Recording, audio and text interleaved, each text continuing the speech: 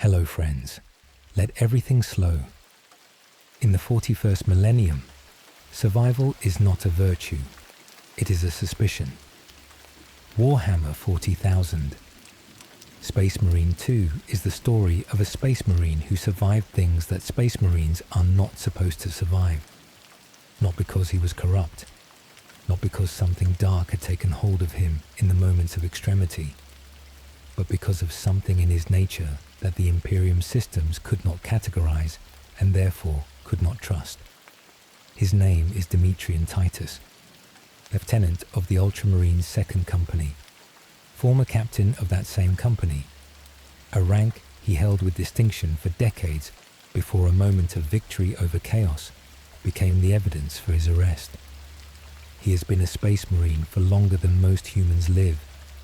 He has fought Tyranids, Chaos Space Marines, Orcs, and every other category of threat that the 41st millennium produces. He is, by any measure available to the Imperium, one of the finest warriors it has ever produced. He has also spent a century in the custody of the Inquisition, intermittently tortured, consistently suspected, unable to prove the absence of the thing that cannot be proven absent.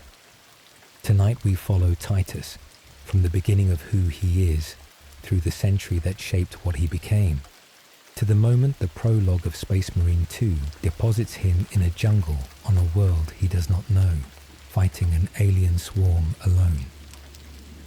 Who Titus is, Demetrian Titus was born on the agri-world of Tarentus, approximately 80 years before High Fleet Behemoth invaded Macraga. The First Tyrannic War, the opening assault that introduced the Imperium to the Tyranids and cost the Ultramarines catastrophic losses at the battle for Macragge itself.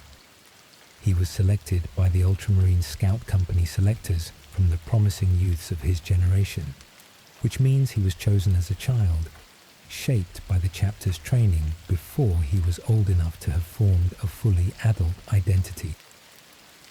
This is how all Space Marines begin. Not as warriors who chose the life, as children who were chosen for it, who were then transformed through the decades of biological and psychological conditioning that the gene seed implantation process requires. By the time a Space Marine is deployable, he has been remade so thoroughly that the person who began the process is essentially continuous, but not recognizable in any simple sense with the warrior who emerged. Titus emerged as someone exceptional, not simply in the physical capabilities that the gene seed provides. All Space Marines exceed ordinary human performance in those categories, in the specific quality of his judgment, his ability to read a situation with the kind of comprehensive assessment that separates capable warriors from extraordinary commanders, his particular resistance to the psychological pressure that prolonged combat operations impose on even transhuman minds. He rose through the ranks, Scout, Space Marine, Sergeant, eventually Captain, the commander of the 2nd Company, the Ultramarines' primary battle company, the force that serves as the chapter's main fighting strength in the field. He served in that role across multiple campaigns, against multiple enemies, without the kind of failure that ends careers. The 2nd Company fought in the aftermath of the First Tyrannic War. Titus was not present at Macragge itself. The 2nd Company was deployed elsewhere when High Fleet Behemoth invaded. He arrived in the aftermath as part of the forces that scoured the defeated Tyranids from other worlds in Ultramar. He would spend the subsequent centuries learning more about the Tyranids than any other threat the galaxy could produce, because the Tyranids were the specific enemy that would become the defining feature of his career. The liberation of Graia. The events of the first Space Marine game, set approximately 2 centuries before the prologue of Space Marine 2. The Forge World of Graia, under assault by an Orc War, with Chaos forces also moving against it in the specific way that Chaos tends to move against situations that are already catastrophically dangerous. Captain Titus and his small team, a remnant force cut off from their battle barge, defending what could be defended and destroying what needed to be destroyed. The Chaos Sorcerer Nemeroth was trying to open a permanent warp gate over Graia, a structure that would have allowed continuous chaos incursion into the Materium rather than the temporary breaches that conventional sorcery produces. The weapon that Nemeroth needed to power this gate, a chaos artefact, a device of considerable power that the Mechanicus had been studying on Graia. Titus handled the artefact, not because he did not understand the risk, because the alternative was allowing it to power Nemeroth's gate, and there was no other person available who could handle it without immediately succumbing to its corrupting influence. He held it long enough to use it against the sorcerer. He survived the contact without visible corruption. This was the moment that began the problem. Nemeroth was dead. The gate was not opened. Graia was, in the limited sense available, saved. And Titus was standing in the aftermath with his hands on a chaos artifact that he had just held without being corrupted in any detectable way. A space marine who handles a chaos artifact and is not corrupted. Either he is extraordinarily resistant to chaos corruption by some divine grace, or he is already so deeply corrupted that the artifact found nothing to claim. The Imperium's institutions, when faced with this ambiguity, have a standard resolution. Leandros, one of Titus's own battle brothers, called for the Inquisition. A young space marine, newly promoted, whose specific relationship to the Codex Astartes and its requirements was the relationship of someone who had not yet learned the difference between the text and its purpose. He believed he was doing his duty. He called suspicion onto the man who had just saved the world he was standing on. The Inquisition arrived. Inquisitor Thrax. Titus was taken into custody. The Sentry. Over a standard century, Inquisitor Thrax kept Titus imprisoned. The interrogations were systematic. The torture was not sadistic. It was procedural, the specific application of methods designed to extract information or confession or both. Titus had no confession to make. He was not corrupted. He had held the artifact because the situation required it, and he had survived the contact because his specific physiology and psychic constitution were apparently capable of resisting what should have overwhelmed him. He could not prove this to Thrax's satisfaction. The Inquisition's evidentiary standards for chaos corruption are not designed around the assumption of innocence. They are designed around the principle that the consequence of missing a corrupted individual is catastrophically higher than the consequence of imprisoning an innocent one. An incorrectly suspected space marine suffers. An unsuspected corrupted space marine produces disasters that can consume worlds. Thrax was not performing cruelty. He was performing procedure.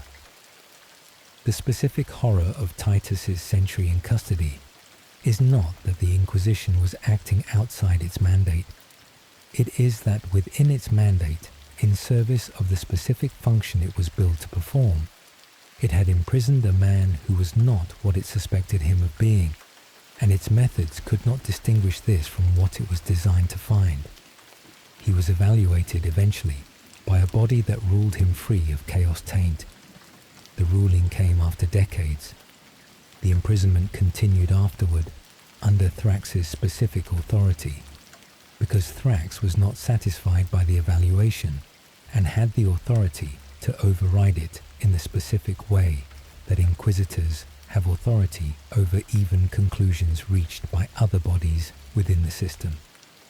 Titus was given, at some point during the long years, a different kind of assignment.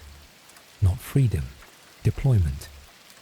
To the Death Watch, the Space Marine organization dedicated to fighting Xenos threats, whose members were drawn from every chapter as a form of both service and, in some cases, penance.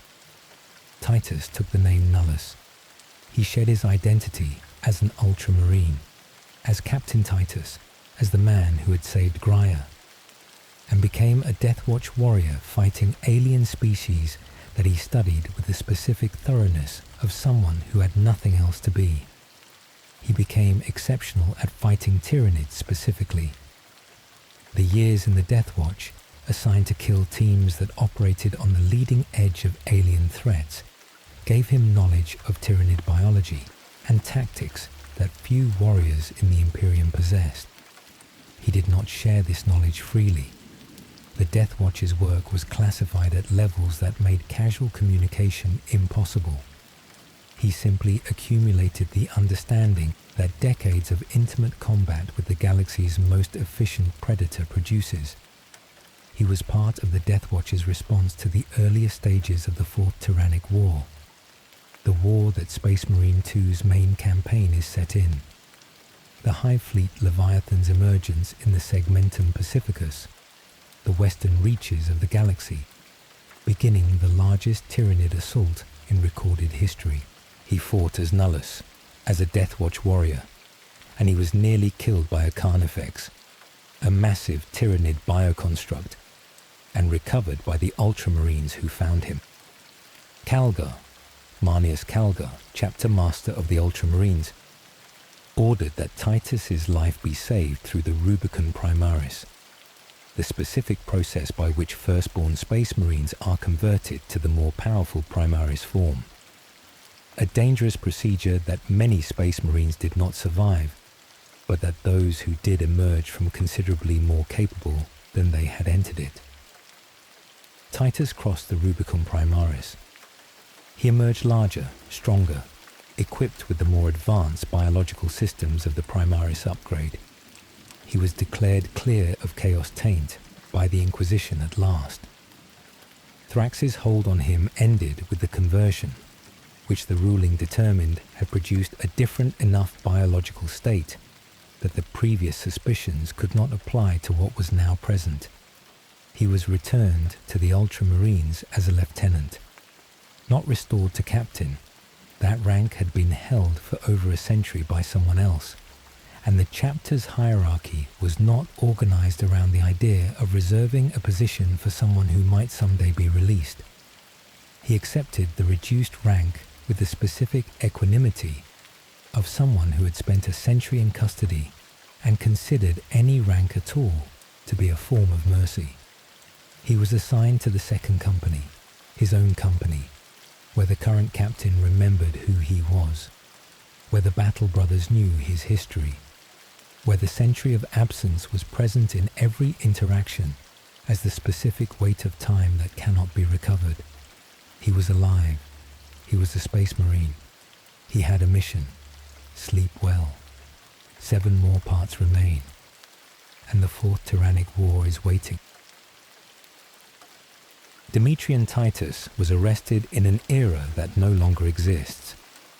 2 centuries is a long time in the 41st millennium, long enough for the galaxy's fundamental political and military structure to change, long enough for events to occur that redrew the map of the Imperium in ways that no living person had experienced before, long enough for a warrior who was imprisoned in one galaxy to be released into something almost unrecognizable as its successor. Tonight we step back from Titus specifically and look at the world he returned to, the specific shape of the galaxy in the age of the Dark Imperium, the era in which Space Marine 2 is set. Not simply the background of the game, the specific historical context that makes Titus's return meaningful and the threats he faces possible. The fall of Cadia, the fortress world at the Cadian Gate, the anchor of the Imperium's defenses against chaos for 10,000 years, the most heavily fortified planet outside of Terra itself, the world whose pylons had been suppressing the eye of Terra's natural expansion since before the Imperium existed. When Titus was arrested and sent to the Deathwatch, Cadia was still standing. When he crossed the Rubicon Primaris and was returned to the Ultramarines, Cadia was gone. The 13th Black Crusade. Abaddon the Despoiler's final operation. 9,000 years of patient preparation. 12 previous crusades that had been building toward this specific moment. The Will of Eternity. A blackstone fortress the size of a small moon, used as a kinetic weapon against Cadia's surface. The Necron pylons that had been suppressing the Eye of Terror for 60 million years, destroyed by the impact. Cadia broke. Not simply fell to military occupation, broke. The planet itself ceased to exist as a physical location. The Eye of Terror expanded. The Great Rift, the Cicatrix Maledictum, a galaxy-spanning tear between real space and the warp, formed in the months following Cadia's fall. Running from the Eye of Terror in the galactic northwest all the way to the Hadex anomaly in the southeast, the galaxy split in two. The Imperium Sanctus, the half of humanity's civilization that remained connected to Terra, to the Astronomicon, to the Primarch who returned. The Imperium Nihilus, the Dark Imperium, the northern half cut off from the Astronomicon's light, where navigation became unreliable, where planets were cut off from Terra for years or decades, where chaos flourished in the specific absence of light. The Cadian soldiers who survived Cadia's fall became something new, not simply refugees, warriors without a homeworld who kept fighting because the specific identity they had built around defending a gate that no longer existed was the only identity they had. The Cadian forces that appear in Space Marine 2 as Titus's human allies are the inheritors of this specific tradition. They fight alongside Ultramarines in a galaxy that has been fundamentally changed by the loss of the world their predecessors died defending. The return of Guilliman, the event that prevented the galaxy split from becoming humanity's extinction. Robert Guilliman, Primarch of the Ultramarines, Lord Commander of the Imperium, the man who had written the Codex Astartes and reorganized the Space Marine legions into chapters and built the post-heresy Imperium's institutional framework, had been in stasis for 10,000 years. Wounded by Fulgrim's demon-poisoned blade shortly after the Horus heresy, preserved in a stasis field that prevented the wound from killing him, while also preventing any form of activity or healing.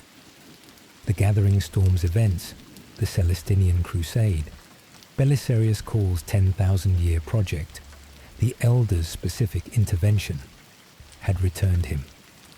He was brought back to full health by a combination of Caul's technology and circumstances that involved both divine intervention and political maneuvering at the highest levels of multiple factions.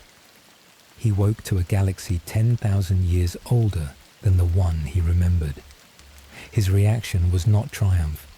It was the specific horror of someone who had built something carefully and discovered that the thing he had built had become, in his absence, the opposite of what he intended. The Imperium of the 41st millennium, a theocracy, stagnant, repressive, organized around fear rather than the rational governance he had designed. He was furious, and he was, nonetheless, the most effective administrator and military commander who had been alive in 10,000 years, in a galaxy that desperately needed both. He declared the Indomitus Crusade, the largest military mobilization the Imperium had undertaken since the Horus heresy.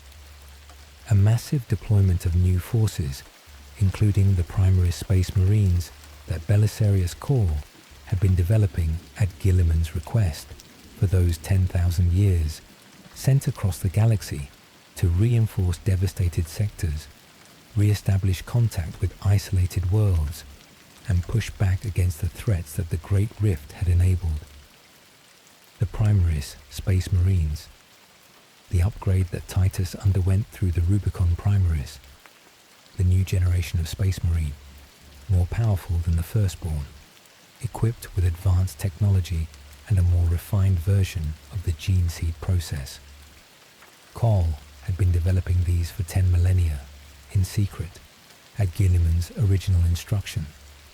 Their deployment through the Indomitus crusade was the specific military advantage that allowed the Imperium to survive the immediate aftermath of Cadia's fall. Titus was one of those who crossed the Rubicon, an existing firstborn space marine converted to the Primaris standard. Not all firstborn Ultramarines took the upgrade. Those who did emerged larger, stronger, equipped with better armor and better weapons. Titus's specific qualities: the extraordinary resistance to chaos influence, the decades of combat experience, the comprehensive understanding of Tyranid tactics, were now housed in a body that could sustain more of the specific demands that those qualities would produce. The Fourth Tyrannic War. The Tyranids have threatened the galaxy 3 times on a scale that warranted the specific designation of Tyrannic War. Each one a different high fleet, each one a different approach to the specific problem of consuming all organic matter in the galaxy, each one leaving a different mark on the Imperium's military doctrine and psychological landscape. The first, High Fleet Behemoth, which attacked Macragge directly, which the Ultramarines defeated at enormous cost, whose wreckage still drifted in the Macragge system as a reminder. This was the war that was already in its aftermath when Titus's career as a space marine began. The second, High Fleet Kraken, which approached from a different angle and fragmented into multiple splinters when engaged, making conventional containment impossible. The war that produced the specific tactical doctrine changes that subsequent generations of space marines had incorporated. The third, High Fleet Leviathan, which emerged from beneath the galactic plane, from below rather than from the rim, and had been attacking from multiple directions simultaneously, splitting the focus of Imperial defenders in ways that the previous High Fleets had not. The Fourth Tyrannic War. High Fleet Leviathan's continuation. The High Fleet that had been fought during the Third Tyrannic War had not been destroyed. It had been severely damaged, forced to retreat and consolidate, spending the intervening decades rebuilding from the biomass of worlds it had consumed before being pushed back. When it returned as the largest Tyranid fleet in recorded history. It attacked the Segmentum Pacificus, the western reaches of the galaxy, which had been stripped of significant military presence by the Indomitus Crusade's muster, which had committed large numbers of troops to the general war effort, which was now under-defended at the exact moment that the largest Tyranid fleet in history chose to invade. The Fourth Tyrannic War was ongoing at the time of Space Marine 2's events. Not in its early stages. The planet of Ogram had already been consumed, its entire biosphere stripped by the High Fleet's bioprocessing. The Battle of Bastia had been fought, a marginal Imperial victory that barely held against multiple tendrils of the fleet simultaneously. The Sanctis line had seen engagements that did not go cleanly in either direction.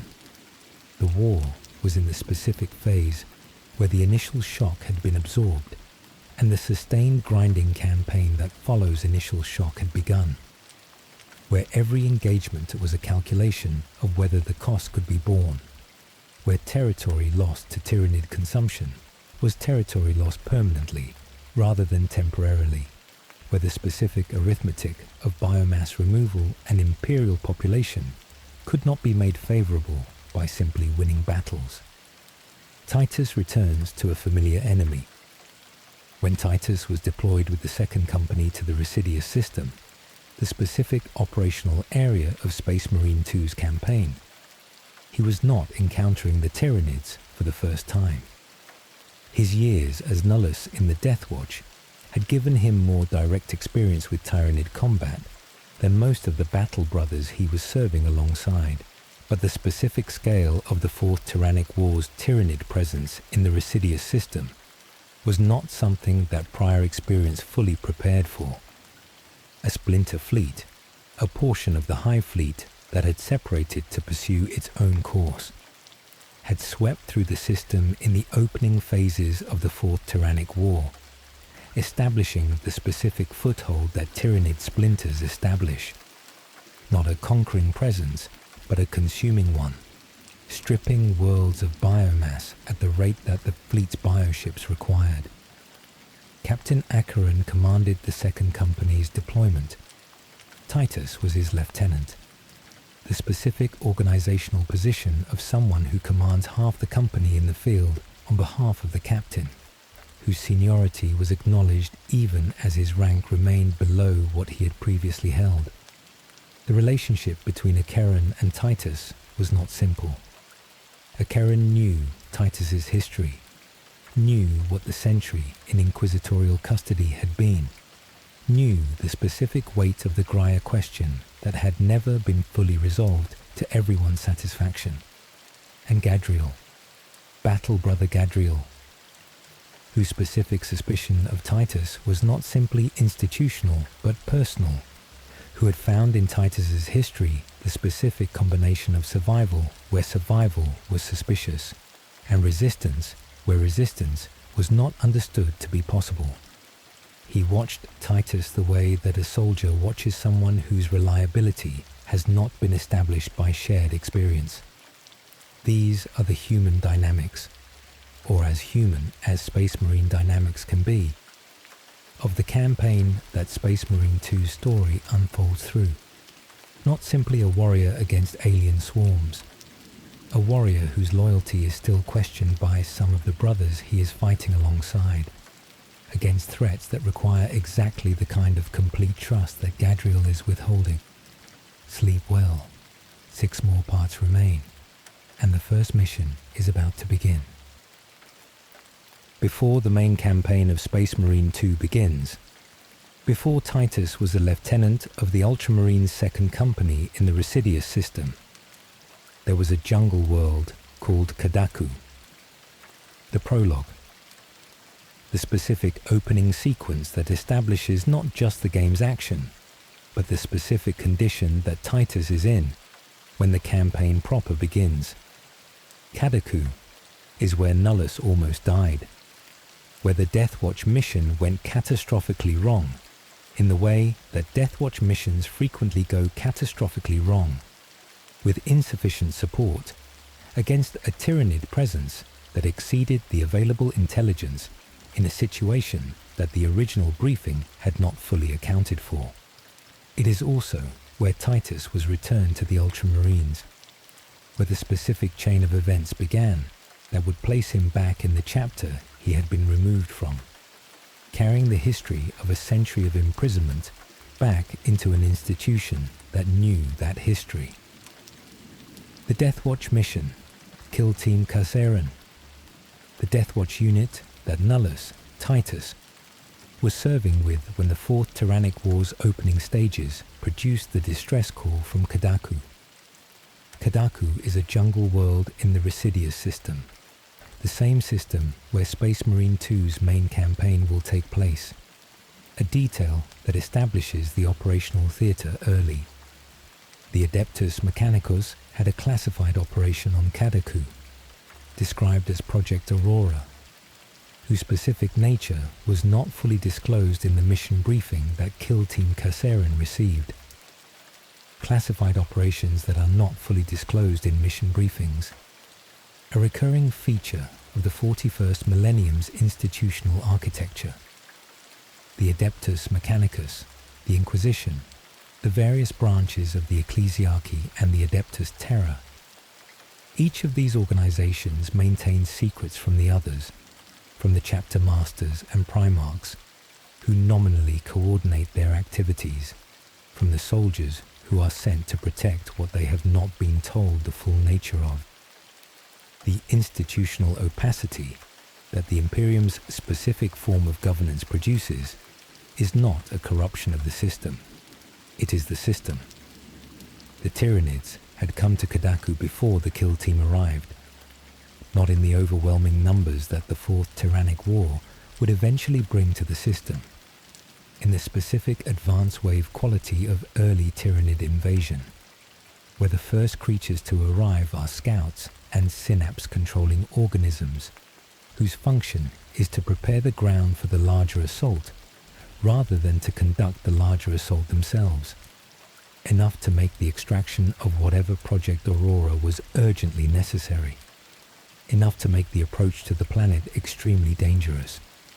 The Corvus Black Star, the Death Watch's specialized gunship, designed for the specific operational requirements of small kill teams conducting high-value targeted missions in hostile environments, was brought down by the winged Tyranid bioforms that the swarm had positioned above Kadaku's atmosphere.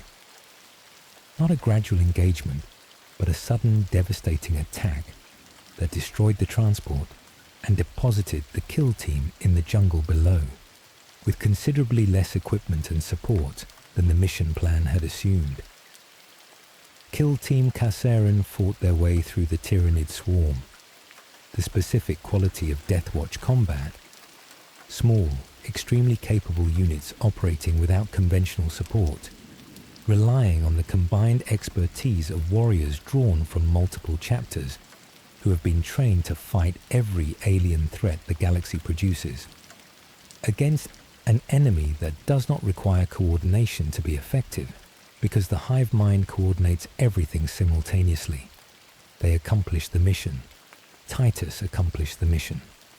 The specific objectives that the briefing had identified were completed, even in the absence of the support the briefing had assumed would be available. And then a Carnifex found him. The Carnifex. Carnifexes are among the Tyranids' most powerful ground combat organisms. Not the most intelligent. They are not synapse creatures, not capable of independent strategic thought, not the kind of Tyranid that commands or coordinates. They are blunt instruments of extraordinary effectiveness, creatures whose biology has been optimized for maximum destruction at the expense of almost everything else. Massive, heavily armored by the Hive Fleet's bioprocessing, capable of destroying Imperial vehicles with their natural weapons, capable of absorbing damage that would destroy most things and continuing to advance. Titus killed it, eventually, with the specific persistence that a Space Marine's training and biology enables, the refusal to stop that enhanced physiology, and the psychological conditioning of decades of combat produces even against an opponent of this size and capability. He was mortally wounded in the process. The specific injuries that a Carnifex can inflict on a Space Marine, even one who has been converted through the Rubicon Primaris, are injuries that the body's enhanced healing cannot simply resolve in the time available. He had accomplished the mission objective. He had killed the immediate threat. He was dying. The Ultramarines found him. The second company was already in the Recidious System, responding to the broader Fourth Tyrannic War situation, and the intelligence that a Deathwatch kill team had been active on Kadaku had flagged the area for monitoring. They recovered him. They returned him to the battle barge Resilient. The chaplain's message and what Calgar ordered. Aboard the Resilient, the chaplain delivered the information that Titus needed to receive before being given the choice that would determine the next phase of his life. Marneus Calgar, chapter master of the Ultramarines, had given a specific order regarding Titus. Not simply that his life be saved, though that was implicit. The order was more specific, that Titus be subjected to the Rubicon Primaris, if that was what was required to save him. The Rubicon Primaris, the procedure by which firstborn Space Marines are converted to the Primaris standard. It was dangerous. Many firstborn did not survive the process. It was significant. Those who crossed it emerged as something distinctly more capable than they had been. And it was, in the specific institutional context of the early Indomitus Crusade era, somewhat charged. Some firstborn Space Marines refused it, viewing the conversion as a kind of death of who they had been. Others embraced it as the specific evolution that the changing galaxy required. Titus did not refuse. The chaplain presented the situation. He had been mortally wounded, and the Rubicon Primaris was the specific intervention that could save him. He accepted, not from desperation, from the same pragmatic assessment of available options that had always characterized his decision-making. If crossing the Rubicon was what the situation required, he would cross the Rubicon. He emerged from the process a Primaris Space Marine, larger, stronger, equipped with the Mark X Tacticus armor that was the Primaris standard, carrying the same mind, the same history, the same specific qualities that had made him who he was, in a body that had been significantly upgraded from the already extraordinary baseline of a firstborn Astartes. The chaplain then delivered the other part of Calgar's message. Titus had been serving as Nullus of the Death Watch, having shed his Ultramarine identity. Calgar was recalling him. He was free of chaos taint by the Inquisition's ruling. That matter was resolved, but he was not free of the chapter's own need to see him demonstrate his loyalty through service. He would return to the Ultramarines as a lieutenant. He would serve under Captain Acheron. He would rebuild the standing in the chapter that the century of absence had not exactly preserved. He accepted this too. The specific humility required of someone who had been a captain and was returning as a lieutenant, who had commanded the second company and was now serving under the man who now commanded it, was not comfortable. Titus was not comfortable with it. He was a man who understood hierarchy and who nevertheless had his own clear sense of his own capability and what that capability deserved. He served because that was what the situation required. Chiron and Gadriel, the two battle brothers assigned alongside Titus in the second company's operations, form the specific human geography of Space Marine 2's campaign. Chiron, steady, experienced, the specific kind of Space Marine who has found his equilibrium across decades of service and operates from that equilibrium with the reliability that long-service warriors develop. He is not uncritical. He thinks carefully about what he observes, but his default is trust, or at least the functional working assumption of trust that allows operations to proceed. He watches Titus and calibrates rather than judges. Gadriel, younger, sharper in the specific way of someone whose intelligence includes a tendency towards suspicion. He knows Titus's history. He knows about Graia.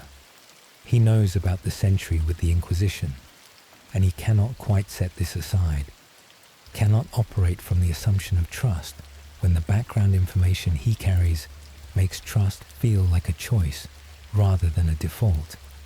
His suspicion is not irrational. In the 41st millennium, where chaos corruption can be subtle and long-term, and where the history of Space Marines who fell to chaos is extensive enough to be considered a category of threat rather than an exception, a warrior who survived chaos artifact exposure without detectable corruption is legitimately unusual.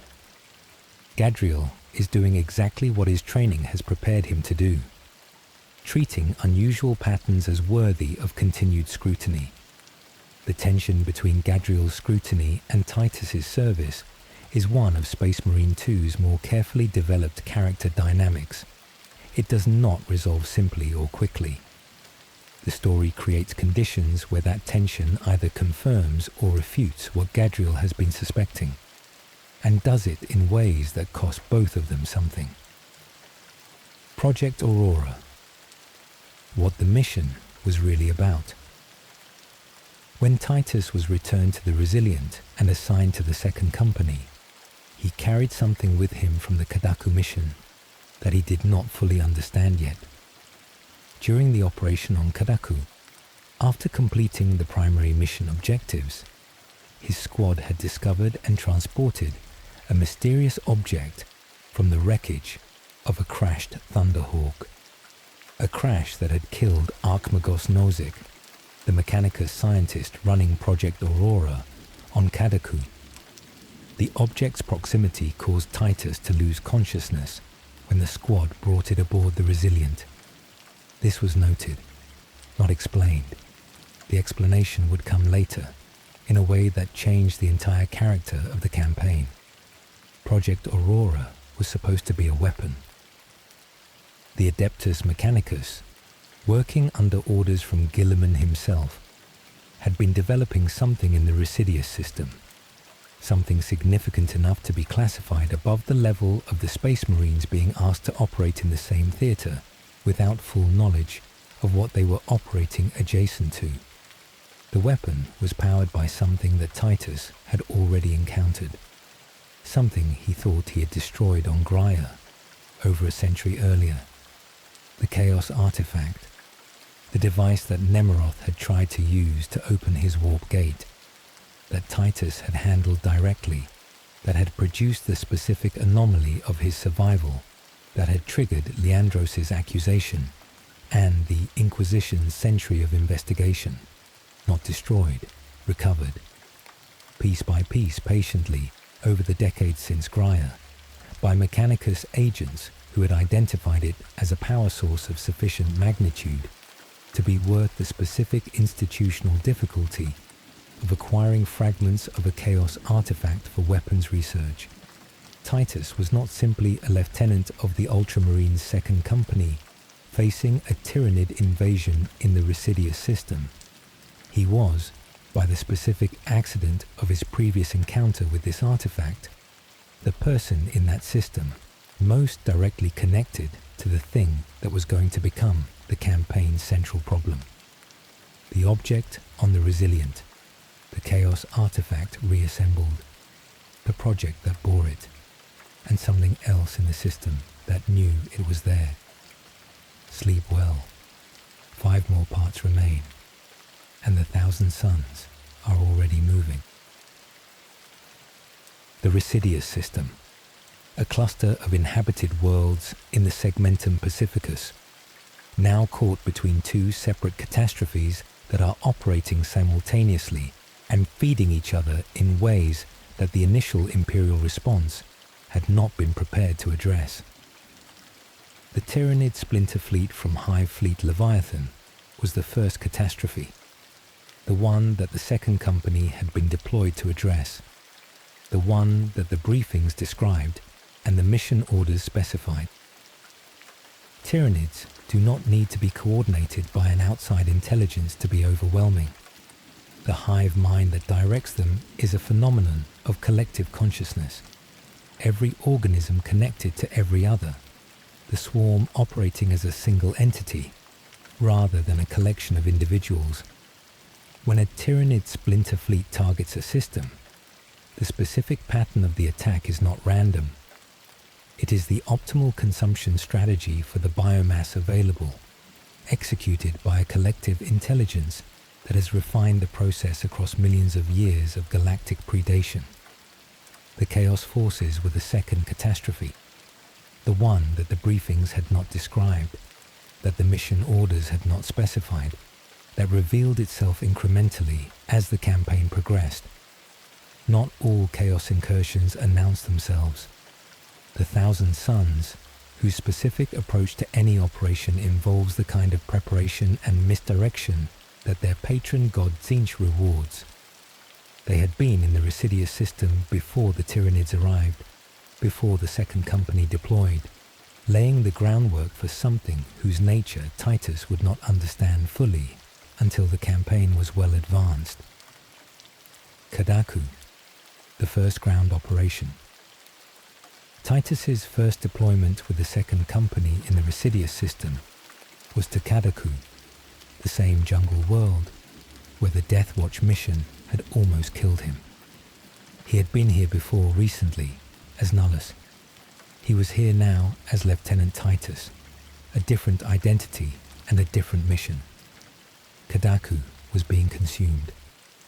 The Tyranid splinter fleet's advanced organisms had established themselves thoroughly enough that the planet's surface was contested in the specific way of a Tyranid-occupied world, not simply militarily, but biologically. The Hive Fleet's bioprocessing had begun transforming the planet's ecosystems. The specific horror of Tyranid invasion is not simply that it kills things, but that it replaces what it kills with something that serves the swarm. The jungle of Kadaku was not simply dangerous, it was becoming part of the Hive Fleet's living infrastructure. Titus led ground operations with Chiron and Gadriel. The dynamics established on the resilient, Chiron's measured reliability, Gadriel's watchful suspicion, played out in the field. Combat has a specific clarifying quality. The question of whether you trust someone becomes immediate when your life depends on the answer. Gadriel could not trust Titus without consequences, and Titus's performance in the field was exactly what it should have been. The mission on Kadaku was to rescue high-value Imperial personnel and secure information about the Tyranid presence. The Astra Militarum forces on the planet, Imperial Guard, the ordinary human soldiers who serve alongside Space Marines in most of the Imperium's military operations, were holding positions at considerable cost against a Tyranid assault that their equipment and numbers were not designed to sustain indefinitely. One detail from the Kadaku operations, a piece of information about Project Aurora, specifically about Archmagos Nozik's work and why it had been conducted on Kadaku rather than in a more secure facility. The answer, which the Ultramarines did not fully process immediately, was that the Recidious System contained something that Nozik's research required. Not simply proximity to the Tyranid threat, but proximity to a specific location that the research depended on. The burial world of Demerium, one of the other inhabited worlds in the system, a planet dedicated to the Imperium's vast tradition of interring its honored dead, covered in monuments and crypts, and the specific infrastructure of a civilization that produces casualties at a rate that requires dedicated worlds just to manage the accounting of them. Project Aurora was based on Demerium. The relationship between a classified weapons project and a burial world would become more significant as the campaign progressed. Avarax, the Mechanicus world, and the Discovery. The second major operational area in the Recidious System, Avarax, the system's other inhabited planet. A hive world, densely populated, its surface covered with the specific urban industrial landscape that hive cities produce, its population providing the labor and the soldiers and the tithe that the Imperium requires from worlds of its category. Titus's assignment to Avarax: retrieve Marius Luz, Archmagos Nozik's apprentice, the tech priest who had been working alongside Nozick on Project Aurora, and who was, after Nozik's death on Kadaku, the only person with sufficient technical knowledge to continue the project. Luz was somewhere on Avarax, embedded in a facility that was now also under assault by the Tyranid splinter fleet. Not the frontline assault that Kadaku had experienced. The specific infiltration-type attack that Tyranids use against populated worlds, where organisms designed for confined space combat and stealth work through the maintenance tunnels and sewer systems of hive cities, rather than approaching across open ground. The specific horror of fighting Tyranids in a hive city is the horror of fighting something that can come from any direction, including below. Titus fought to the Mechanicus facility. He accessed the cogitator, the data system that provided Luz's location, and he found the other thing, the mysterious object that had been recovered from Nozik's crashed Thunderhawk, the thing whose proximity had caused him to lose consciousness. He searched the cogitator's files, driven by the specific unease of a warrior who had been rendered unconscious by proximity to an unknown object and who had not been given a satisfactory explanation of why. Project Aurora was a weapon. Titus knew this. What he had not known was how the weapon worked. It was powered by a Chaos artefact, specifically the Chaos artefact from Graia, the one Titus had handled over a century ago, that he had believed he had destroyed in the process of defeating Nemeroth. Not destroyed. The remains had been recovered by Mechanicus agents, patiently, over the decades since Graia, reassembled, studied, determined to be a power source of sufficient magnitude to drive Project Aurora's specific weapon mechanism.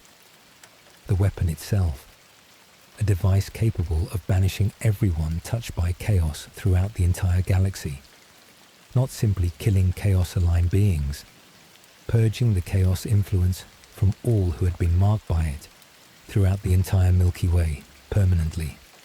An incredibly powerful, presumably beneficial tool for the Imperium's endless war against chaos. Or so it appeared. Titus returned to the Resilient and confronted Acheron. He had held the Graia artefact. He knew what contact with it felt like. He knew the specific wrongness of a Chaos artefact being used as an industrial power source, regardless of what the resulting device was supposed to do. He demanded the project be stopped. Acheron refused. The Mechanicus were working under Guilliman's orders. The Lord Commander of the Imperium had sanctioned Project Aurora. Stopping it would require the kind of authority that a lieutenant of the Second Company did not possess, regardless of how sound his concern was. And then the astropathic relay came into the picture. The astropathic relay and Imura. If Titus could not stop the project through the chain of command within the Recidious System, if Acheron would not act on his assessment, then the argument needed to reach Calgar directly.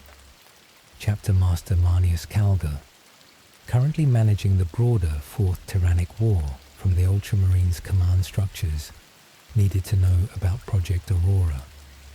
The astropathic relay, a communication installation that used the specific psychic capability of specially trained psychers called astropaths to transmit messages through the warp across interstellar distances, the 41st millennium's equivalent of long-range communication in a galaxy where electromagnetic signals travel at light speed and the distances between stars make light-speed communication functionally useless.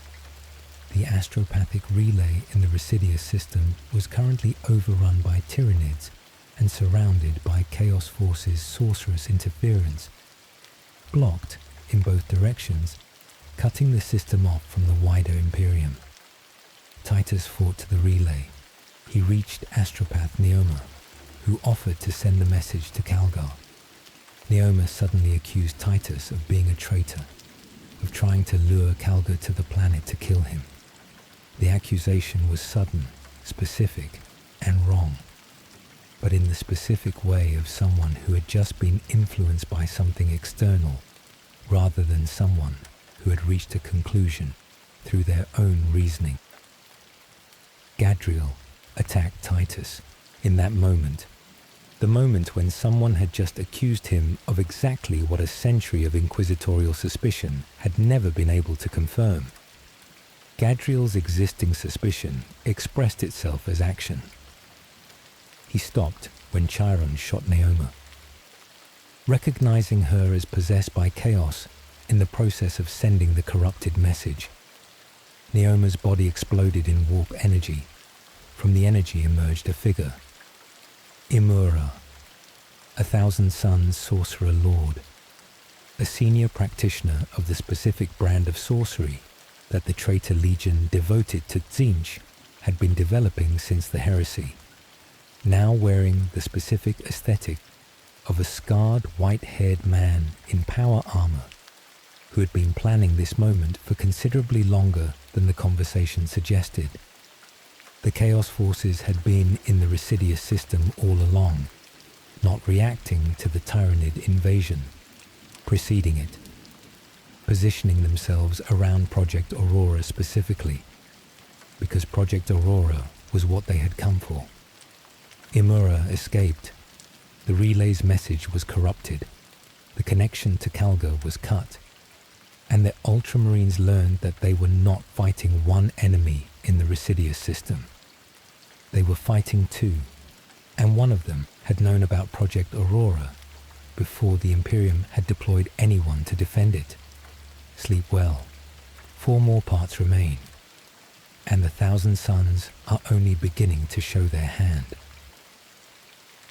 Imura had escaped, the Sorcerer Lord of the Thousand Sons, who had revealed himself at the astropathic relay, who had spent the revelation with the specific quality of someone performing a long-prepared scene, was gone into the same sorcerer's fog that Chaos Space Marines use to deny pursuit when pursuit has become inconvenient. But his presence explained things. The specific pattern of the Chaos interference in the Recidious System, the corruption of the astropath, the way the Tyranid attack and the Chaos movement had been intersecting without appearing to cooperate, became comprehensible in the light of a Thousand Sons operation that had preceded everything else in the system. Tonight we follow the Thousand Sons and what they were doing, and we follow Titus as the campaign's central mystery, the specific nature of what the Sorcerer Lord wanted from Project Aurora began to become clear. The Thousand Sons, who they are. The Thousand Sons. The traitor legion devoted to Tzeentch, the chaos god of change, sorcery, manipulation, and the specific pleasure of schemes within schemes within schemes. The legion that had been Magnus the Red's, the Primarch, who had been given the truth about chaos by the Emperor himself, who had been told to stop using psychic powers and had used them anyway to deliver a warning that he could have delivered by other means, who had watched his legion's homeworld burn because the Emperor had decided the specific violation of the Council of Nicaea was unforgivable, even in the service of warning about Horus's betrayal. Magnus's legion had been defined by knowledge-seeking, by the specific desire to understand the warp and its properties that had always characterized the Thousand Sons above every other legion. After the heresy, after the planet of the sorcerers and the rubric of Ahriman that had turned most of the legion's non-psychic warriors into animated armor occupied by the whispers of souls, the Thousand Sons had become something that was simultaneously a powerful military force and a ghost of the specific institution it had once been. Rubric Marines, the rank and file of the Thousand Sons in the 41st millennium, are not alive in any meaningful sense. They are the rubric, armored suits animated by the remnants of the consciousness of warriors who had once been living space marines, controlled by the proximity of sorcerers who channel the specific power of Tzeentch's domain to maintain the animation. They fight as effective soldiers. They feel nothing. They are the Thousand Sons' most visible symbol of what Ahriman's mercy spell had produced in the attempt to save his brothers from the flesh change mutation. Sorcerers lead them. Practitioners of Tzeentchian sorcery who retain the specific quality of personhood that the rubric removed from everyone else, who have the specific gift of psychic power that had made the Thousand Sons exceptional before the heresy, and that Tzeentch finds uniquely useful among his servants. They are the thinking element of Thousand Sons forces. They plan, they manipulate, they construct the kind of nested deception that their patron god rewards. Imura was among the most senior of these. A sorcerer lord, not simply a practitioner of sorcery, but a master of it, someone whose specific capabilities within the Thousand Sons' hierarchy of power had been developed across the thousands of years since the heresy had turned them from scholars into traitors. He had been planning the Recidious System operation for longer than most of the Imperial soldiers in the system had been alive. What the Thousand Sons knew. The Thousand Sons had known about the Chaos artifact from Graia. This is the specific piece of information that explains why the Recidious System was their operational area, rather than any of the countless other systems being contested in the Fourth Tyrannic War. The Graia artefact, the device that Nemeroth had tried to use to open a permanent warp gate over the Forge world, that Titus had handled and survived, that Inquisitor Thrax had spent a century examining the specific impossibility of, was not simply a power source. The Thousand Sons knew, or had calculated, or had divined through the specific sorceress methods that Tzeentch's servants used to gather information, that the artifact was more than the Mechanicus understood it to be. Project Aurora's design, a galaxy-wide purging of chaos influence from all marked beings. A weapon of extraordinary scope, powered by a chaos artifact, intended to benefit the Imperium. The Thousand Sons' understanding of the artifact, it was connected to Tzeentch's specific domain in ways that the Mechanicus had not identified, because the Mechanicus approached it as an engineering problem, rather than as a theological one. A device powered by chaos energy, directed toward banishing chaos influence. The specific irony of this should have been a warning to anyone who understood how Tzeentch's gifts tend to work. Tzeentch is the god of deception and change. His specific method of influencing events is through plans that produce outcomes that the people executing them did not intend. A chaos artifact being developed into a weapon that was supposed to harm chaos. This was exactly the kind of instrument that Tzeentch would find useful to have in the hands of the Imperium. The weapon was a trap, not a trap in the simple sense of a device that would explode when triggered.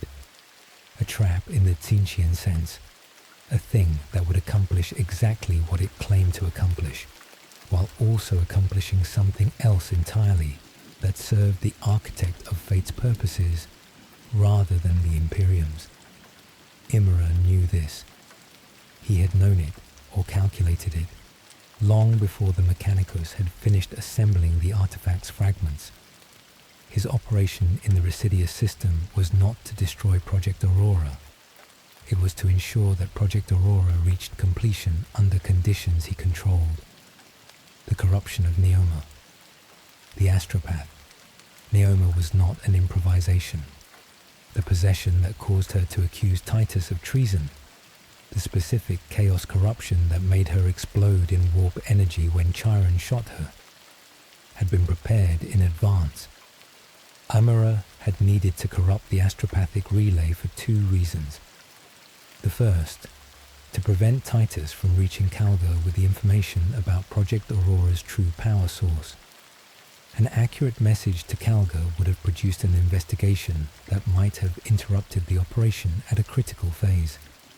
The second, to use Neoma's accusation to introduce doubt about Titus specifically, to activate the existing suspicion that Gadriel carried, to make the specific dynamic of an Ultramarine whose loyalty was historically questioned, complicate the second company's ability to operate coherently at the moment when coherent operation was most needed.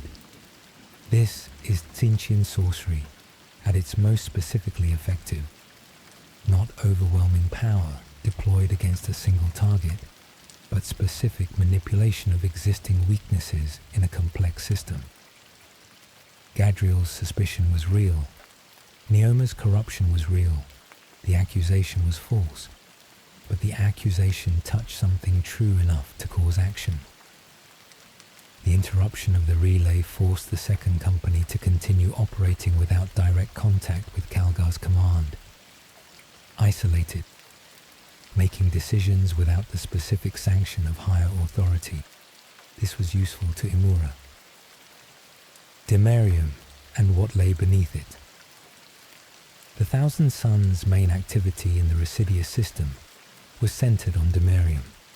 The burial world, covered in monuments and crypts, and the vast infrastructure of a civilization that honors its dead by building permanent structures above them, was not simply the location of Project Aurora's primary research facility.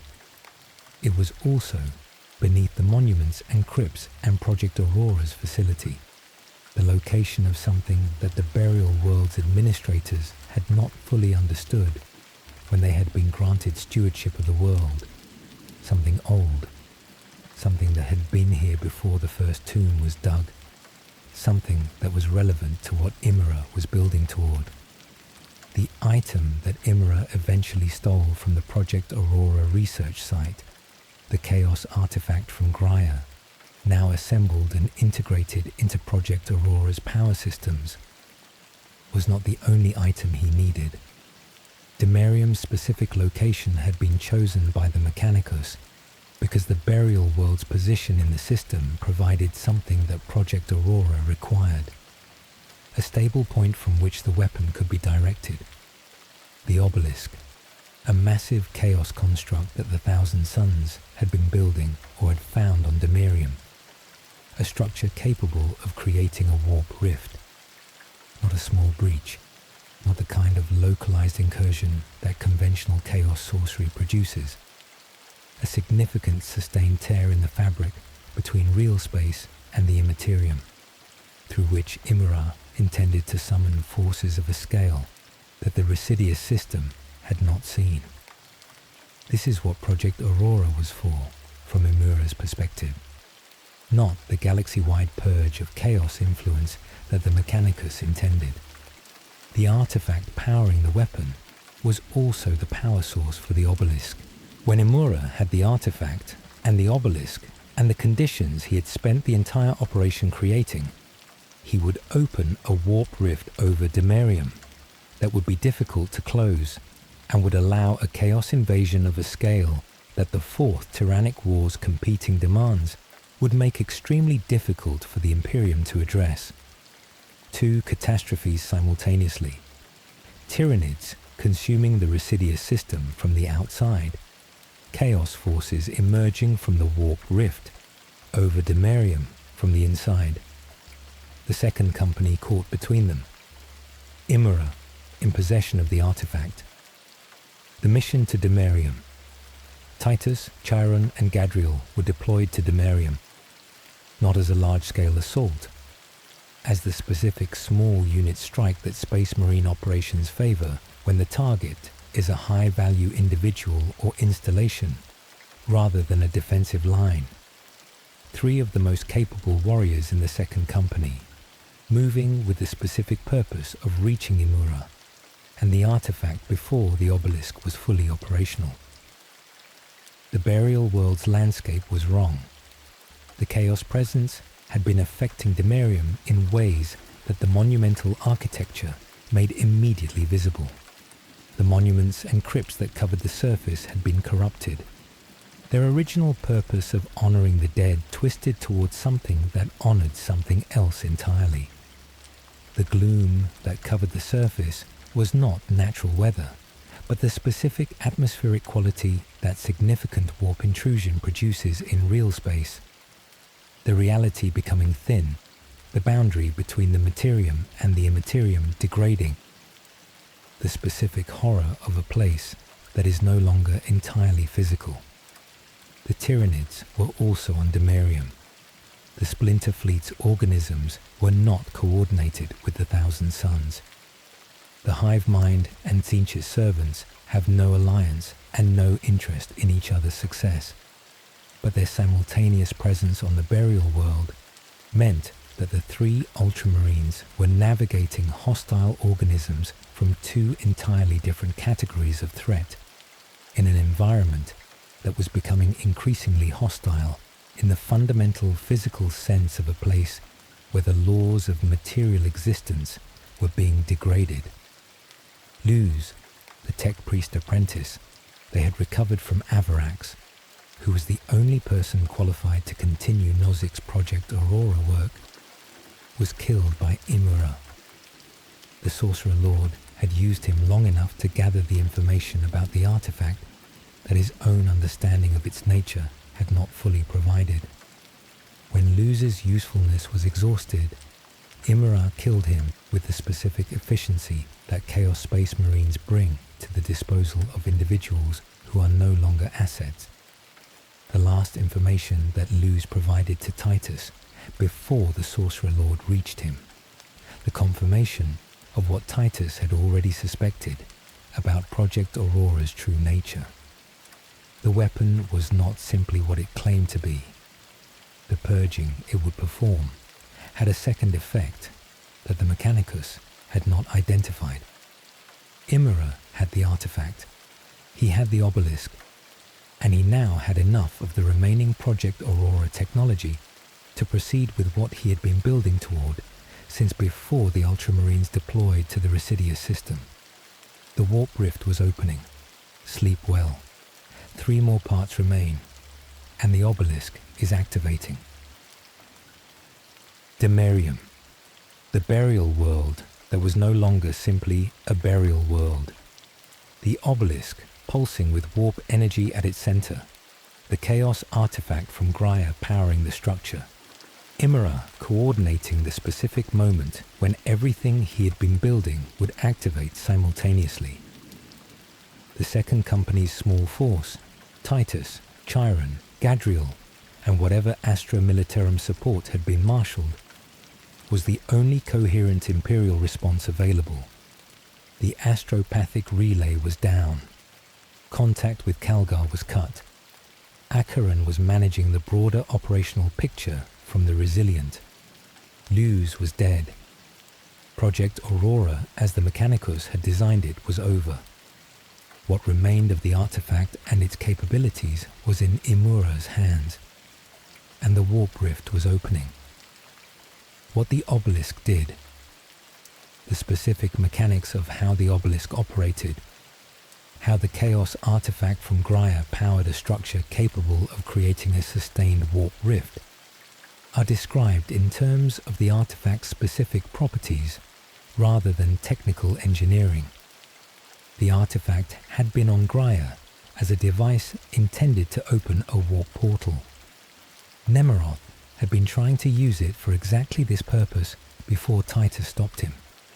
The Mechanicus had recovered it and changed the application, directed its power toward the Project Aurora weapon system, rather than toward warp portal creation.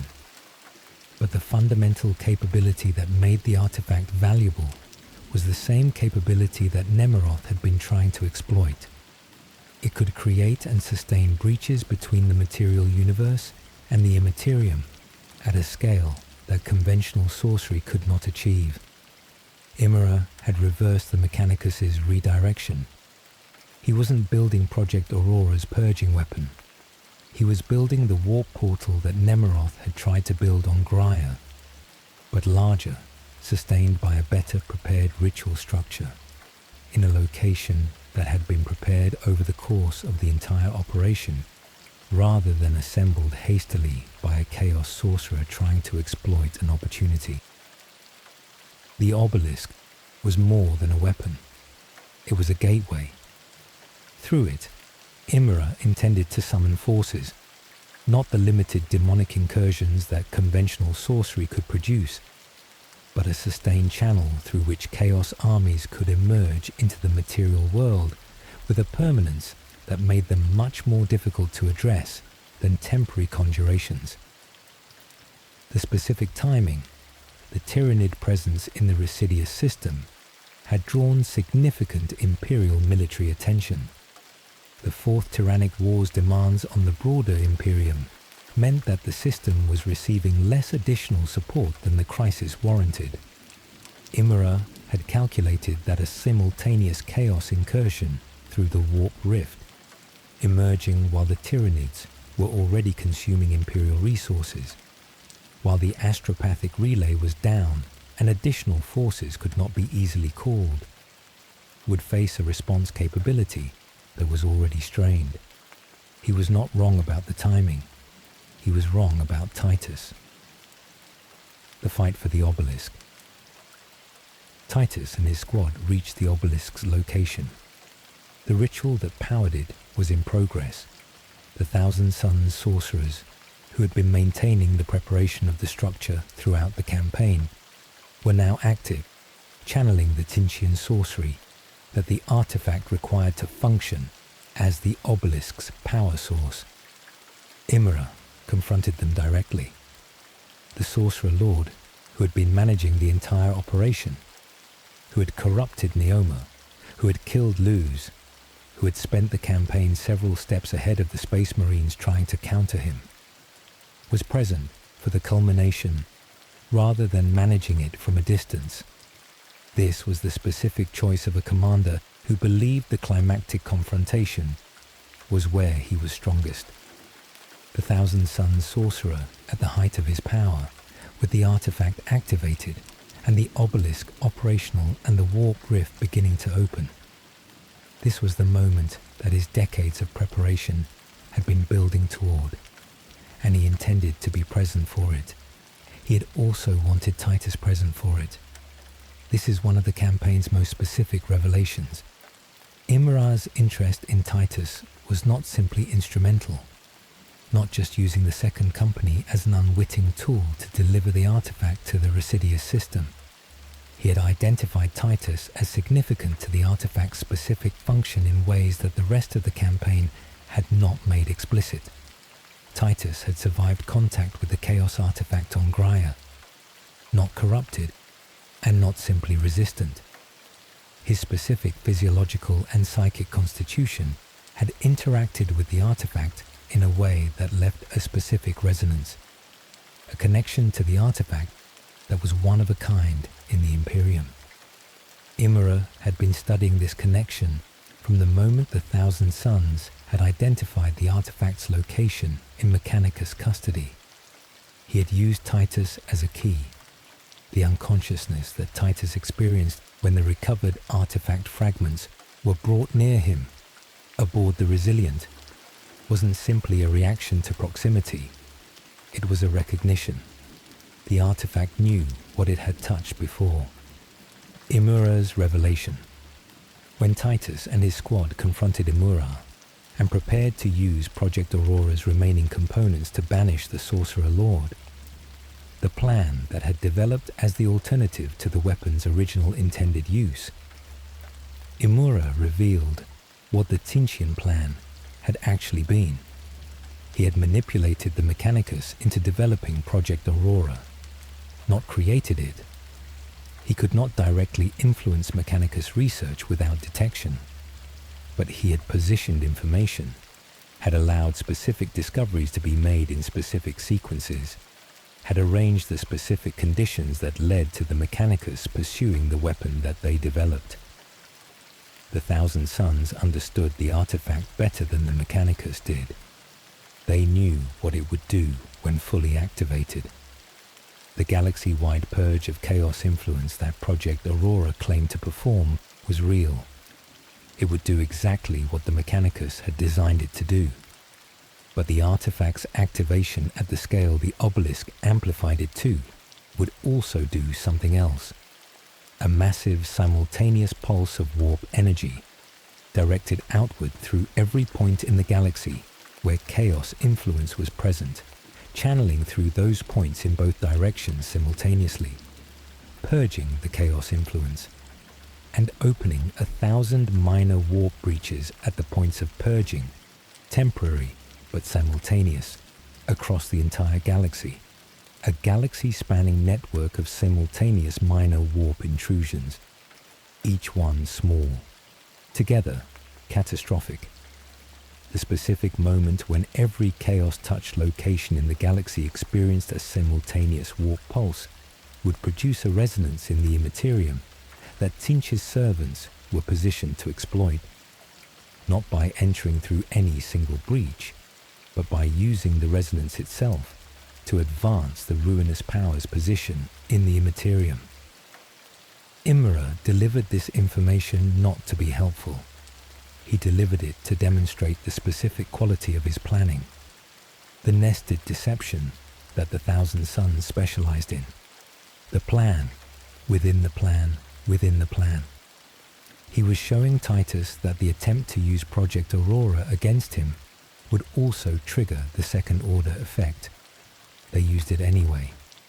The banishment of Imura was the more immediate problem, and the Sorcerer Lord's revelation about the weapon's second effect, however accurately described, was information that could be addressed after the more immediate threat was addressed. Project Aurora was activated, Imura was banished, and then Imura reappeared. The failure of the banishment. The banishment worked. Technically, Imura was removed from the material world in the specific way that Project Aurora was designed to remove chaos influence. He was gone from Demerium, from the Recidious System, from the immediate material universe. He stepped back out of the warp moments later. The banishment had sent him into the Imperium.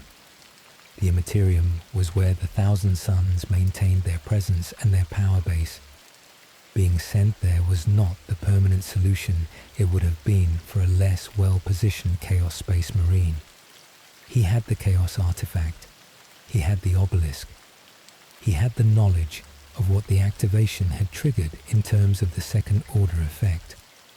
And he had the specific satisfaction of a Sorcerer Lord who had planned for the possibility that the immediate plan would fail and had arranged the conditions where the fallback was still more effective than whatever the Imperium would counter with.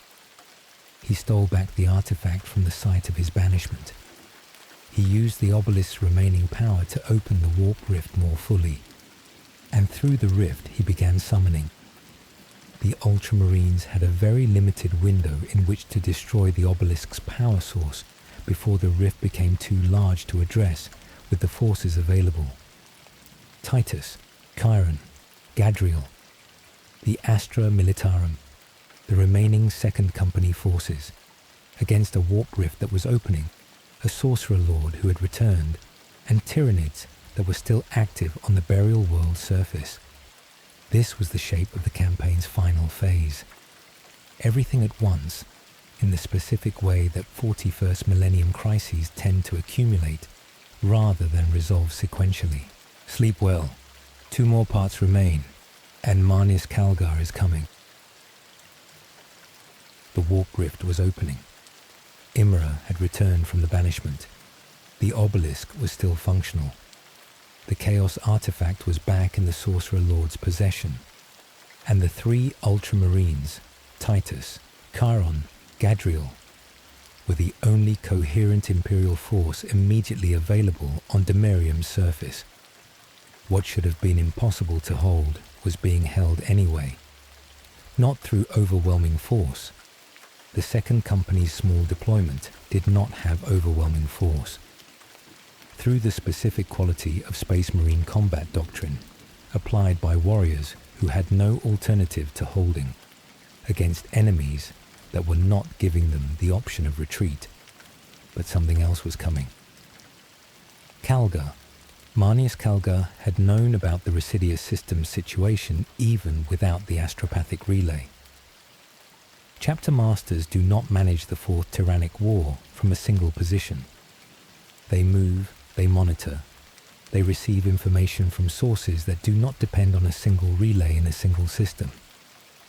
The Second Company's silence, combined with what the Chapter Master knew about the system's strategic situation, had been sufficient to draw his attention before the silence became absolute.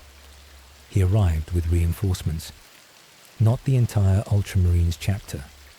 The Fourth Tyrannic War's demands did not permit committing more than the situation required. But Calgar himself, with the specific authority and capability that Chapter Master status confers, alongside additional Second Company elements and support forces. His arrival transformed the tactical situation on Demerium in the specific way that a Chapter Master's presence transforms tactical situations, not simply because of what he personally can do on the battlefield, though that was considerable, because his presence indicated to the Thousand Sons and to the warp rift opening above the burial world that the Imperium had committed to this specific location in a way that made the operation's cost calculation change. Imra had planned for many contingencies. He had planned for Titus. He had planned for the second company operating without direct support. He had not fully accounted for Calgar arriving in person. Gadriel's choice. The campaign's human drama. The specific tension between Gadriel's suspicion of Titus and the operational necessity of trusting him reached its resolution in the events on Demerium. Gadriel had been watching Titus throughout the campaign. Every engagement, every decision, every moment where the specific history of Graia and the Inquisitorial century of suspicion could be either confirmed or refuted by what Titus actually did under pressure. What he had observed, a space marine who fought the enemies of the Imperium without hesitation, who made sound tactical decisions, who had pushed to stop Project Aurora when he understood its danger, not to protect himself, but because it was the right course, who had walked toward Imura rather than away from him. The accusation that Neoma had made under Chaos Possession, that Titus was a traitor, had activated Gadriel's existing suspicion in the moment it was delivered. Looking back at that moment, with the benefit of everything that followed, Gadriel processed what it had been, a possessed astropath repeating a Chaos Sorcerer's manipulation, specifically designed to activate the existing distrust. He had been used. Gadriel's genuine suspicion had been a tool in Imura's plan. The specific intelligence of Tzeentchian manipulation was that it did not create the weakness it exploited. It found real weaknesses and directed them. Gadriel's doubt about Titus was real. Imra had aimed Neoma's accusation at that real doubt and used it as a weapon. The processing of this, recognizing that one's genuine concern had been exploited by an external actor without invalidating the concern itself, is one of the more sophisticated things that Space Marine 2 asks of its secondary characters. Gadriel does not simply discard the suspicion. He contextualizes it. He recognizes that the evidence before him, accumulated across the entire campaign, does not support the conclusion that the suspicion implied. He fights alongside Titus in the final confrontation, not with the specific grudging quality of someone who has decided to override a conclusion they still hold, with the specific quality of someone who has reached a different conclusion through the evidence of what they have observed. Imra's final gambit. The Sorcerer Lord, with the warp rift now open to a degree that was producing results. Demonic forces beginning to emerge through the tear in reality, the specific horror of the Imperium expressing itself into the material world at scale, had what he had been building toward. He also had a specific additional instrument that the campaign had been positioning. Titus himself. The artifact's connection to Titus, the resonance that had been present since Graia, that had caused the unconsciousness when the fragments were brought near him on the Resilient, had not simply been useful as a key. Imra intended to use it as a weapon at the moment of maximum power. The Chaos artifact at full activation, channeling through the Obelisk, connected to a warp rift of significant scale. If Imra could draw Titus into direct contact with the artifact in that state, the resonance would work in both directions. Not simply the artifact recognizing what it had touched before, but using what it had touched before as a conducting medium for the warp energy the ritual was producing. Titus would become a living conduit for warp energy at a scale that no Space Marine's physiology was designed to survive. The specific destructive potential of this was secondary to its sorcerous function. A human-shaped channel for warp power produced effects in the material world that a purely structural channel could not. because the consciousness and the specific transhuman qualities of the conduit shaped the energy moving through it. Whether Imura's specific plan for what Titus as conduit would produce was the galaxy-spanning resonance he had described in his revelation, or something more localized but more devastating, is one of the things that the confrontation prevented from being determined. Calgar arrived. With his presence came the specific tactical shift that had been missing. A command authority capable of coordinating the multiple elements of the situation simultaneously, directing the Astra Militarum and the Space Marines and the logistical support into a coherent response rather than independent reactions to independent threats. The destruction of the Obelisk. The Obelisk was the warp rift's anchor. Without the structure maintaining the breach, the rift would collapse, not immediately, but within a time frame that the forces already through it could be addressed before they received reinforcement from what was behind them. Destroying the Obelisk required getting through the demonic forces that had emerged through the rift, through the Thousand Sons Marines maintaining the ritual that kept the structure active, and through Imura himself, who had placed himself at the Obelisk's center as both its controller and its primary defense. Titus led the assault on the Obelisk's core, with Chiron and Gadriel alongside him, and with Calgar's arrival providing the external pressure that prevented the Thousand Sons from concentrating entirely on the three warrior strike force moving toward the center. The confrontation with Imura at the Obelisk's core, the Sorcerer Lord, who had been the campaign's primary antagonist, in the specific location that was simultaneously his most powerful position and the target that would end his operation. He had the artefact, he had the Obelisk, he had the warp rift open above. What he did not have, the specific quality that had allowed Titus to survive contact with the artefact on Graia. Not resistance to chaos in the broad sense. Titus was not simply a blank wall against which chaos energy had no purchase. It was more specific than that, and the campaign had not fully explained it. A quality of will, perhaps. The specific determination of a warrior who had survived a century of inquisitorial custody and had not bent, who had returned to service without bitterness, who had fought the enemies of the Imperium without the specific existential crisis that his situation might have produced. The Obelisk was destroyed. The artifact was separated from the ritual structure that had been amplifying it.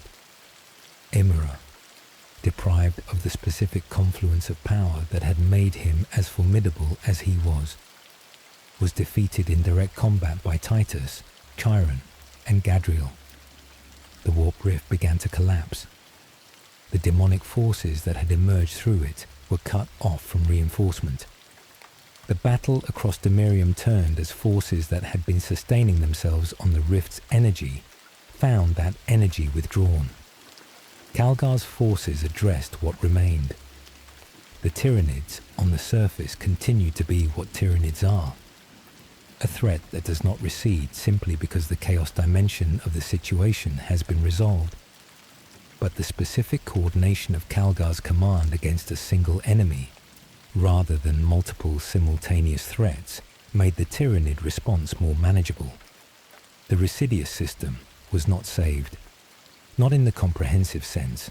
The Fourth Tyrannic War was ongoing, and the system would continue to be contested by the Hive Fleet splinter for whatever the conflict's subsequent duration produced. Demerium had been significantly damaged by the warp rift's opening. The burial world's surface carried the specific marks of an event that it would take generations to address. But the Obelisk was rubble. Imura was defeated. The Chaos artifact from Graia was no longer operational.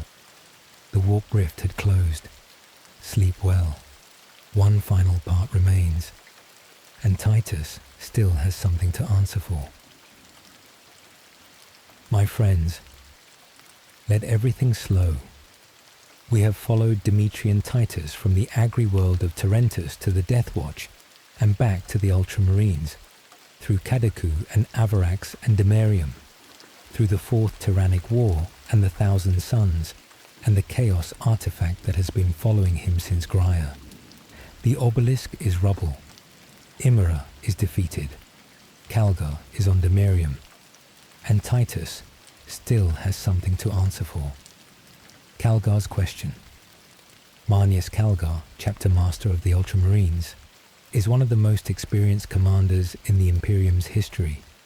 He has led the chapter through the aftermath of the First Tyrannic War, through the Indomitus crusade, through the specific political and military complexities of the era Indomitus.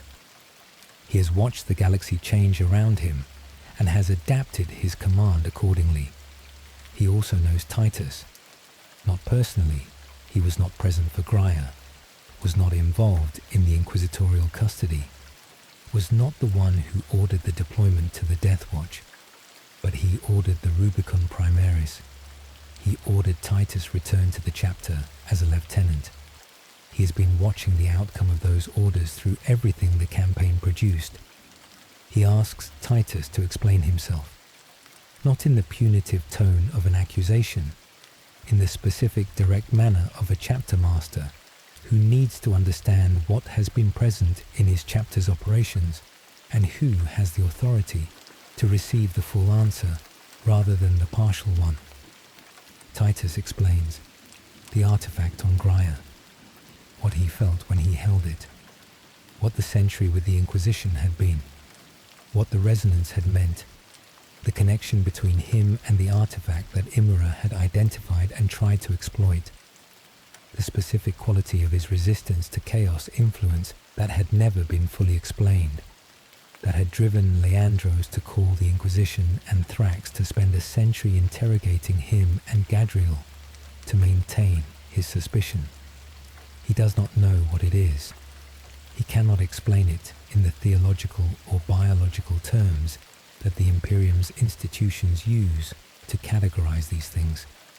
He simply knows that contact with the Chaos artifact did not corrupt him, on Graia or on Demerium, and that whatever the mechanism of that resistance is, it is a feature of what he is, rather than an anomaly that needs to be excised. Calgar listens. He asks the specific questions of a commander whose understanding of the relevant domains, chapter politics, chaos corruption, the specific relationship between Space Marine physiology and warp exposure, allows him to assess what he is hearing with more nuance than Inquisitor Thrax had brought to the same information. He does not resolve the question. This is the specific quality of Calgar's response that distinguishes it from what Thrax's investigation had produced. He acknowledges that the question cannot be resolved with current information, and he treats this as a condition to be managed rather than a situation requiring the specific resolution that imprisonment produced. Titus remains a lieutenant of the Second Company. He has demonstrated his loyalty and his capability across the entire Recidious System campaign. The question of what makes him what he is remains open, filed, monitored, but not acted upon in ways that prevent him from continuing to serve. What Gadriel understood, Gadriel's arc through Space Marine 2's campaign, is the human story that runs alongside the military and theological ones.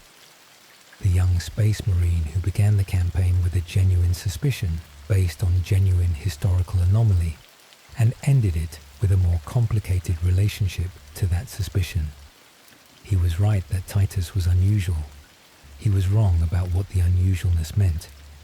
He had been operating from the assumption that the specific anomaly of Chaos artifact survival without corruption had one explanation, corruption so deep that the artifact found nothing to claim, and had not fully considered the alternative until the evidence of the campaign accumulated to make it unavoidable. What the campaign showed, Titus had every opportunity to act on corrupted motivations if he had them. He had been isolated from the chapter's command authority. He had been the person most connected to the Chaos artifact. He had been present at the Obelisk when the warp rift was opening. If there had been something in him that wanted to serve the Chaos Force's goals rather than counter them, Imra would have found it. The Thousand Sons Sorcerer Lord had looked specifically and carefully for exactly that, because using it would have been extremely valuable to him. He had not found it. Gadriel's suspicion, after the campaign, is not simply confirmed as wrong. It is recontextualized. The anomaly is real. The suspicion was a rational response to it. The conclusion that the suspicion had been building toward was incorrect. These three things can be simultaneously true, and a Space Marine who processes evidence rather than simply defending his prior conclusions can hold all three simultaneously. He does not become Titus's closest ally in the specific way that narrative arcs about suspicion and trust sometimes resolve. He becomes someone who has fought alongside Titus and has calibrated his assessment of what that means. The relationship continues in the specific way of warriors who have been through something together and arrived at a different place than they started. What the Fourth Tyrannic War means. The Recidious System campaign was one operation in one system in a war that was being fought across an entire segmentum. The Fourth Tyrannic War's scale, the largest Tyranid fleet in recorded history, assaulting the western reaches of the galaxy in the specific moment when the Imperium was already managing the Great Rift's consequences, wasn't resolved by the Obelisk's destruction. What was resolved? The specific chaos dimension of the Recidious System situation. The Thousand Sons would not have the artifact. The warp rift would not continue to grow. Imra's operation would not produce the galaxy-spanning second-order effect he had described. The Fourth Tyrannic War's battles would be fought against Tyranids without the simultaneous chaos escalation that the Recidious System campaign had been building toward. The Fourth Tyrannic War continued. It is ongoing at the time of Space Marine 2's narrative completion. The High Fleet Leviathan splinter that had been consuming the Recidious System would continue to be addressed by the Imperial forces, with the additional complication that Demerium's surface had been damaged by the warp rift and the Tyranids were still active on Kadaku and Avarax in the aftermath of everything else that had happened. Titus would continue to fight in it. As Lieutenant Titus of the Ultramarines 2nd Company under Captain Acheron's command, as someone who had navigated a campaign that included the specific recurrence of the artifact that had defined his life's most difficult century, had addressed the threat it represented, had survived the operation that had used it, he was still alive. In the 41st millennium, this continues to be a form of achievement. What Titus is. The question that the campaign has been asking since the first moment Leandros called the Inquisition over a Space Marine who held a Chaos artifact and was not corrupted. The Imperium's institutions have one answer: unknown. Titus is a Space Marine of the Ultramarines chapter, cleared of Chaos taint by Inquisitorial ruling, performing his duties with distinction, carrying an anomalous historical record that has been filed and monitored but not acted upon. Calgar has another, someone who has demonstrated through service what the Inquisition could not determine through investigation. What Titus is, by the evidence of his actions, is someone who fights for the Imperium consistently and without the specific wavering that corruption produces. The Thousand Sons had a third, a key, a being whose specific connection to the Chaos artifact made him uniquely useful, and who had refused to be used, who had fought against the force that had tried to exploit the connection, rather than cooperating with it. None of these answers is complete. the specific mechanism of what allows Titus to survive Chaos artifact contact without corruption. Whether it is a property of his transhuman physiology, a divine protection of some kind, something in his psychological constitution, or something that the setting does not provide enough information to specify, is not revealed by the game. This is deliberate. Titus is more interesting as a question than as an answer. The game understands this and maintains the specific openness that allows the character to remain what he is. A Space Marine whose loyalty is demonstrated rather than assumed, whose specific anomaly makes him both more capable and more questioned than his capabilities alone would produce, who has survived the specific scrutiny of every institution the Imperium deployed against him and emerged still fighting for it. Not because the Imperium deserves this loyalty unconditionally. Thrax's century of investigation is a specific demonstration of what the Imperium does to its exceptional servants when their exceptionalism is not something the institutions can categorize. Titus serves an institution that imprisoned him for a century for surviving something that should have killed him.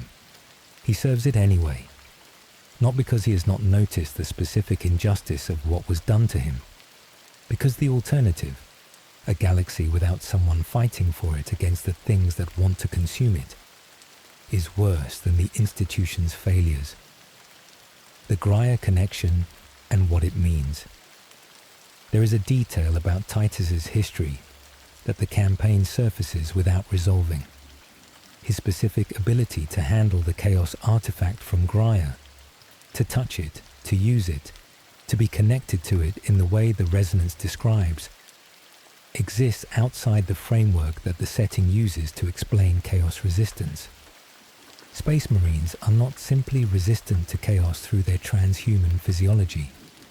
The biology helps, the psychological conditioning helps. The specific spiritual dimension of a warrior who has been shaped by decades of service and self-discipline helps. But Chaos corruption can overcome all of these.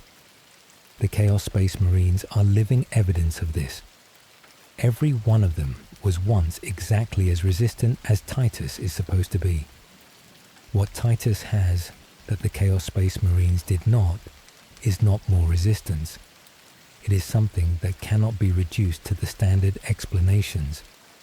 The Emperor's protection, perhaps. The specific divine presence that the Imperium's theology says flows from the Golden Throne to its servants through their devotion. A unique physiological quirk that is gene seed developed during the Rubicon Primaris. The accumulated specific determination of a century in custody that produced something in his psyche that Chaos cannot find purchase on. The game offers these possibilities and does not confirm any of them. It is comfortable with the ambiguity in the specific way that good science fiction is comfortable with questions that do not have answers, where the mystery is the point rather than a gap to be filled. What is confirmed? Titus fights on, Lieutenant of the Second Company, veteran of the Fourth Tyrannic War's opening campaigns, the Space Marine who survived the Graia artifact twice and carried the specific weight of that survival across a century and continued anyway. One final image, Demerium, after the warp rift has closed. The sky above the burial world is clearing. The specific discoloration that warp proximity produces in real space atmospheres is beginning to fade. The monuments and crypts that cover the surface are damaged, some destroyed, many marked by the events that the campaign produced here. Calgar stands with the forces that have secured the immediate area.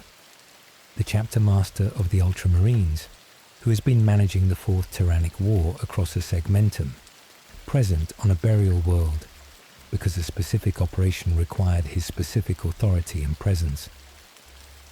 Titus stands with Chiron and Gadriel, three warriors who entered the campaign as a unit whose internal trust was complicated, and are leaving it as a unit whose internal trust is based on evidence rather than assumption. The Fourth Tyrannic War is not over. the Recidious System's battles will continue.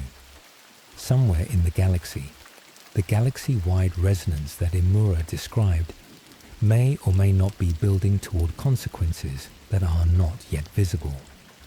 The Tyranids are consuming worlds at the rate of a galaxy-scale predator that has been building toward this assault for longer than human civilization has existed. Titus picks up his bolter. He looks at the sky where the warp rift was and is not anymore. He looks at the battlefield that the burial world has become, and the burial world it will eventually be again. A space marine who survived the chaos artefact from Graia without corruption, who spent a century in custody because of it, who crossed the Rubicon Primaris because the situation required it, who fought the Fourth Tyrannic War and the Thousand Sons simultaneously in a system the rest of the Imperium barely knew existed. Still here, still fighting, still the question the Imperium has not answered. For Ultramar, for the Emperor. This has been the entire Space Marine 2 timeline. From Tarentus and the recruitment that began everything, through Graia and the artefact and the Sentry in the Dark, to Kadaku and Avarax and Demerium and the Thousand Sons and the warp rift that closed over a burial world where the dead had been resting before all of this began. Told slowly, over 8 nights, for the quiet in the dark, the war continues. It always does. Good night.